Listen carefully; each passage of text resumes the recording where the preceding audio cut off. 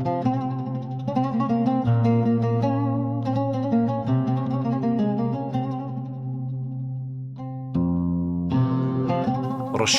مرواری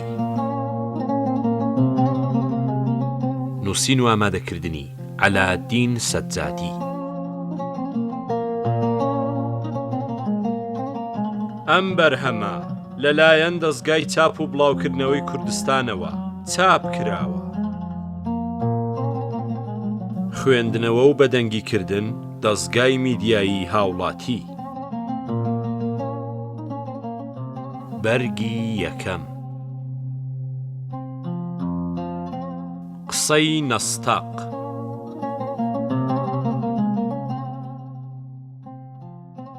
دوو کابرای کورد بە دەشتێکە ئاڕۆن، سەیریەکەن، دڕک و داڵ و کەردڕێکی زۆری لێیە. یەکێکیان بەوی کەیانەڵێ ئەرێ برا خوا ئەم گشت هەسان و چەوریەسانەی لەکوێ بوو کە ئەمانە گشتیش کاتەوە. ئەوی تریژەڵێ برا ئەوە تۆ یەژی چی هەر لەگەڵ وتی تێژ تیژ.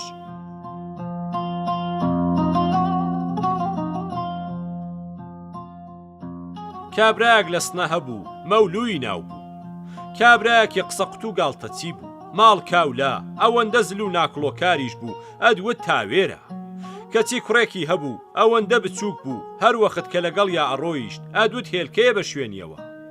لێیانە پرسی مەولوو ئەمە کوڕی خۆتە؟ ئەیوت نازانم، دایکی ئەزانێ.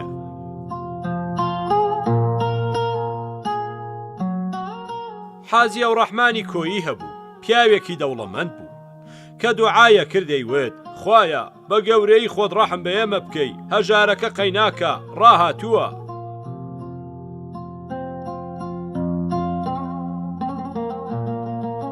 شێخ سەعیدی مەسۆ پیاوێکی ێزگار زەلام و ناکڵۆکار بوو. لەوانە بوو لەبەرەوە ئەوەندە زل بوو بەوەدا ڕاناگەیشت بتوانێ دەستە زلێک بەسەریەکەوە دروست بکە. ڕۆژێک بە بازاڕی سولەیمانیدا تێپەڕی، مناڵێک تووشیە بێ. مناڵەکە لە ژێرەوە سەیریەکە و لەم لەشەوە بارە زۆر سەرسامە مێنێ.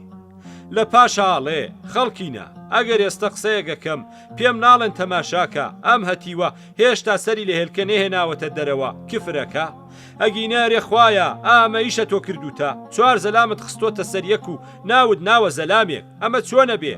کەچی هیوایش هەیە لەبەر بچووکی چووە بە ناخی هەرزە.